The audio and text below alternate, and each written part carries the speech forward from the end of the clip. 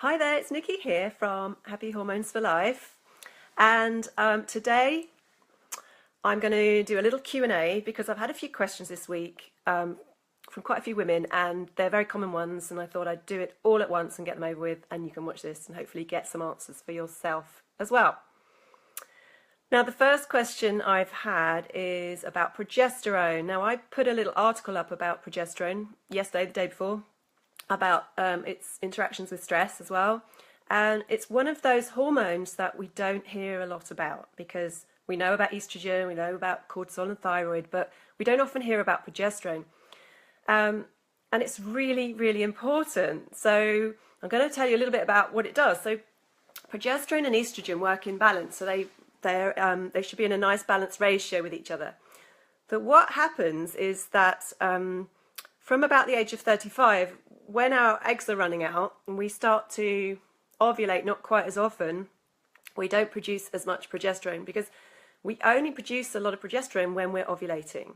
So it's pretty natural then that when you're going through peri-menopause and your hormones are fluctuating and your eggs, and you're not necessarily ovulating every month, then you're going to be producing less progesterone. What happens is it declines quite a lot from the age of 35 because we don't ovulate every month. And what that means is that it can leave estrogen a little bit dominant in relation. And progesterone is your calming hormone. It's your antidote to stress.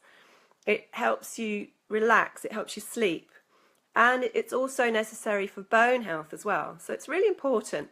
But most importantly, it stops estrogen going crazy. So when we've got too much estrogen in relation to progesterone, then we're going to get the PMS symptoms, the bloating, the fluid retention, headaches, mood swings, and things like that. So we don't want too much estrogen in relation to progesterone. But as we're going through perimenopause, that often happens just because our progesterone's so low. So the question I got was not that, I'll just give you some background, but the question was, do we need to replace progesterone as we age and go through the perimenopause? The answer is yes and no, so it depends very much on your own experience and your own levels. One of the things that really depletes progesterone, as well as the hormone fluctuations, is stress, because cortisol is your stress hormone and progesterone are made from the same mother hormone, which is called pregnenolone. So when your body is stressed, it has to prioritize cortisol production over anything else because that's your survival hormone. So what happens is your pregnenolone turns into cortisol instead of progesterone. So automatically your progesterone is suppressed. So the more stress you have in your life, the more cortisol your body's pumping out, the less progesterone your body's going to be producing. So that's the link with stress. And of course, as we go through perimenopause and our progesterone levels decline, then we are less resilient to stress as well. So that's going to have an effect. The other thing you can do naturally, as well as managing your stress levels to increase progesterone, is to make sure you're not overly exposed to estrogens. So we've got estrogens floating around in our environment. We've got, they're called xenoestrogens, spelt with an X, because that means foreign, and it means they're fake. They're basically chemicals that get inside us and act like our own estrogens. They kind of mimic our own estrogen. They attach to our cell receptors, and the body thinks that they're extra estrogen, basically. So they can really alter your estrogen balance. So we don't want to be exposed to lots of those. Now, the main sources of those are pesticides, and they're on pretty much all non-organic fruit and veg. So where you're eating the skins of something, so the berries, the apples, your salads, all of that stuff, you really should be going for organic wherever possible to just minimize that pesticide exposure, because pesticides have been shown to contain these fake estrogens, and that's going to mess with your estrogen progesterone balance. So even more important when you're going through this perimenopause, when your progesterone is going to be quite low. The other big source of fake estrogens is in something called phthalates. PH, if you want to Google it, THALATES. So phthalates. And these are chemicals that are in a whole host of our household and personal products. and I hate giving this message because, you know, shoot the messenger. I love all my products as well, but anything with fragrance or parfum listed in the ingredients is going to have these chemicals called phthalates. They are really disruptive to your hormones. They mimic estrogen. They're also carcinogenic. And we have these things floating around all the time. Anything with fragrance in. So that's your air fresheners, your scented candles, ladies. I've just put a post up about that.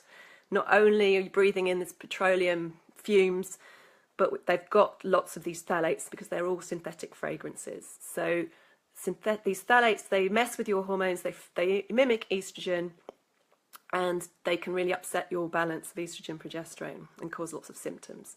So we want to be ditching the air fresheners, the scented candles, get in some natural candles made from beeswax or soy with essential oils, or get one of those lovely aromatherapy diffusers that fill the air with essential oil vapor. All of those are good. And then look at your personal products as well, because a lot of them have fragrance in them, body lotions, shampoos. You know, I'm not saying change everything all at once, but just be aware of it so that you can then maybe when it runs out, you can buy something a bit less harsh. So bringing other things that bring down that estrogen level so that your progesterone can be more in balance. Eating more cruciferous vegetables because they help to get rid of all that excess estrogen when you finish with it. So broccoli, cabbage, cauliflower, Brussels sprouts, chard, kale, rocket, watercress. There's lots of them. Google cruciferous veg. They all have something called DIM inside them, and that helps to detoxify any excess estrogen that's floating around, because we don't want that backing up and going round again. Those are the magnesium really helps with stress, so you could take some magnesium. That's very gentle and very safe, and it's a muscle relaxer and a stress helper. So if you've got any tension in your muscles or you just have any stress in your life, your adrenals use up a lot of magnesium. So getting some magnesium back is going to help with the stress levels, and it might not deplete your progesterone quite as much. Now, I do get asked, you know, should I buy progesterone cream on the internet? And I would say an absolutely definitive no. Please don't touch those internet creams. First of all, you don't know what's in them. And secondly, they're claiming they're made from wild yam extract, but the proper bioidentical progesterone is synthesized in the lab. It is made from yam, but it's synthesized in the lab to replicate human progesterone. It's going to be exactly the same as your own progesterone. There's no evidence that wild yam cream does that in the body when you put it on your skin. So there's no evidence that it'll work. The dosages are quite low usually, so that don't even know if that's going to make any difference. And we just don't know what's in them. Some of them have parabens in them. Some of them have phthalates in them actually too. So steer clear of those. And also, you don't want to be doing any of that if you don't know what your levels are, because your progesterone might be okay. It might be something else that's out. So always get tested first, and please don't do anything yourself with any kind of hormones, because they are very delicately balanced, and you need someone who knows what they're doing. So I hope that answers the question on progesterone. Second question is from Sue. I'm still struggling to lose weight despite changing my diet. Now, I hear this all the time because, you know, we all kind of know what's healthy and what isn't. We go on a healthy diet, we go to the gym, we do loads of exercise, and the weight just doesn't shift. Now, there are loads and loads of different reasons for this. Can't go into all of them, but I'll just go through the main ones. Firstly, you might not be on the right diet. There's all sorts of confusion out there, you know, whether to be on a low fat, low carb, high fat, vegan, paleo. There are millions of different ways, lots of health diets that are proclaiming to be healthy. And of course, you know, what I say is there is no one size fits all. There are some general healthy principles. Obviously, sugar and bad fats don't serve anyone, but it very much depends how your body works and how you metabolize certain foods as to what diet is the best for you. Some people thrive on a high fat diet, high protein diet. Some people need more carbs. So it is always good to get advice on that. and also to experiment a little bit and see what works for you. Secondly, you might have an underlying hormone imbalance, which is stopping you losing weight. So anything that is stressing out your body will slow down your metabolism and to conserve energy and put you in this survival mode, and your body's going to be very reluctant to release fat when it's in that state. Now, that doesn't just mean that you might have a busy lifestyle, although that obviously adds to things, but it could be an underlying stress. Like an underlying hormone imbalance is a stress on the body. So is food sensitivity, or a gut bacteria imbalance, like an underlying infection of some sort. Chemicals and toxicity, that's another stress on the body. So whenever your body is in stress, it's going to sort of clinch up and not allow you to release fat. So always worth checking out those different things. Trying an elimination diet is always helpful if you suspect you've got any food sensitivities or gut symptoms, or you just can't shift the weight. Third question. Karen asked me earlier this week, "Hi Nikki, what supplements or tests do you recommend for fatigue? I'm 44 and always tired, especially before my period." I haven't spoken to many women who have got masses of energy at this age. It is a bit of a problem, but that doesn't mean that it should be this way. There are loads of things that we can look at with energy levels. First of all, if you're still having periods, I would always check your iron levels, because without iron, you're never going to have enough energy. So go to your doctor and get a ferritin test. This is your stored iron, and it's the most reliable measure for how much iron you've got. And so many women come back low in ferritin if they're having a monthly cycle, especially. And it's quite an easy thing to supplement and get your levels back to normal. The other thing is B vitamins to check, especially B12, especially if you're a vegetarian or vegan. You can only get B12 from animal products. And B12 gets quite a lot harder to absorb as you get older, so that's quite a common one to be deficient in. Magnesium is another one, because we don't tend to get enough magnesium in our diet. Even if you're on a really good diet, you need quite a lot of green leafy veg, nuts and seeds, and it's just something that we tend to not get enough of.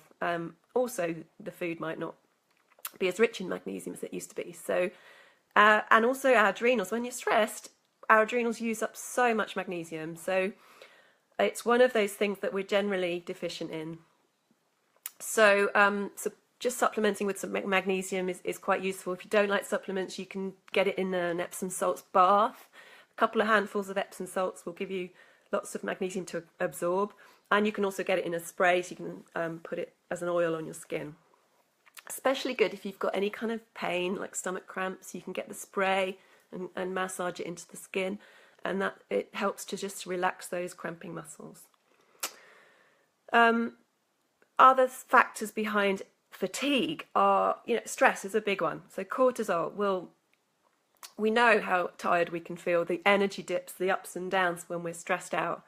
And of course, stress will stop you sleeping very well, so then you've got another day of being tired the next day. So stress is a big one. We've got blood sugar imbalances as well that can cause tiredness, energy dips, because when your blood sugar's on this roller coaster going up and down, you get the high from the high, and then you get the low a couple of hours later, where you're cranky, you're hangry, you're just feeling wiped out, and you just want to sleep.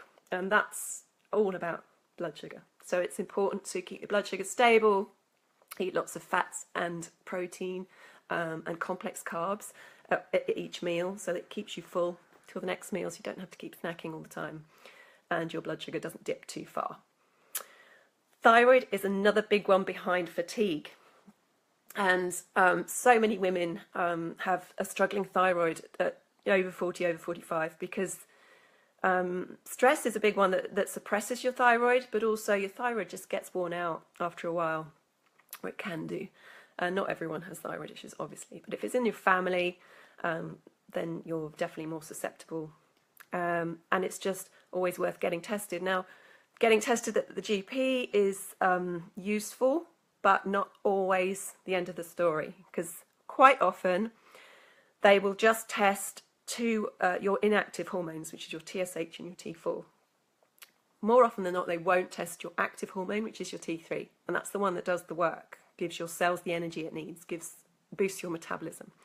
And for some reason, I don't know why they don't often test the T3, but that's the one that really tells you whether you've got a thyroid issue or not. If you want more information on that, just get in touch and I can talk you through the various tests that are available. And the last thing that can affect your energy levels is your gut health. So when you have an imbalance in your gut flora, it's a big strain on your immune system. Your immune system is constantly trying to make things right and redress the balance. And that can really drain your energy levels because it takes a lot of energy out of your system when your immune system is trying to fight something. And gut flora imbalances can come from courses of antibiotics or bugs that you've picked up in the past, or just generally a poor diet that doesn't replenish the good bacteria. Or it could just be genetic. You could have been born with it as well. The other thing with gut health is anything like food sensitivity. So the most common ones are gluten, dairy, soy, corn and eggs. Those are the top 5. You may have a sensitivity to those, in which case your immune system again is on full alert, and that can really drain your energy.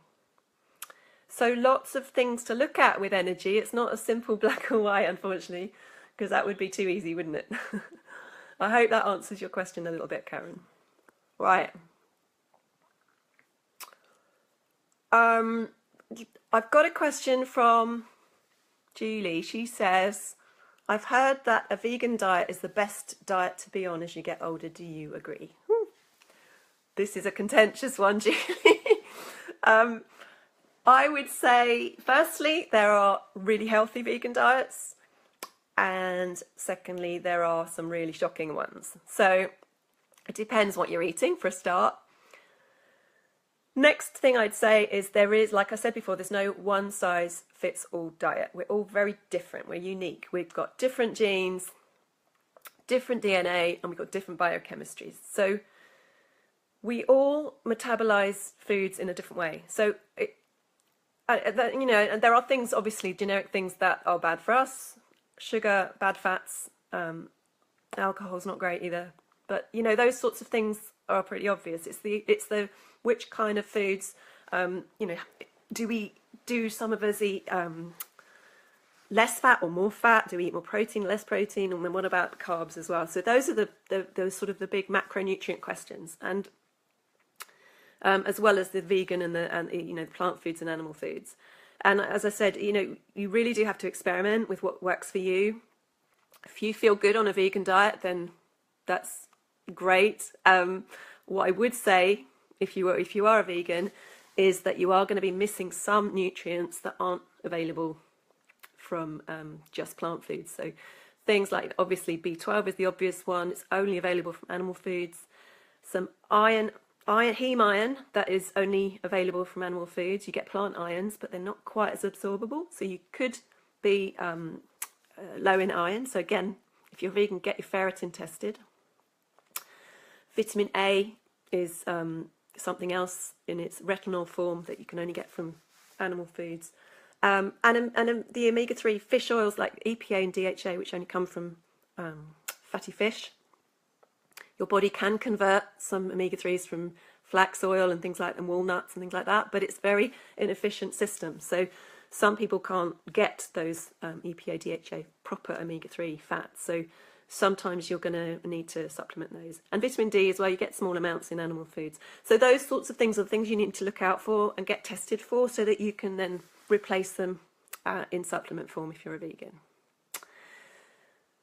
So I hope that answers a few of your questions for this week. I probably will be back next week with some more if you've got some. If you've got any questions on anything that I've said today or anything you'd like me to answer, pop them in the comments and I'll get onto it. Have a great weekend. Bye.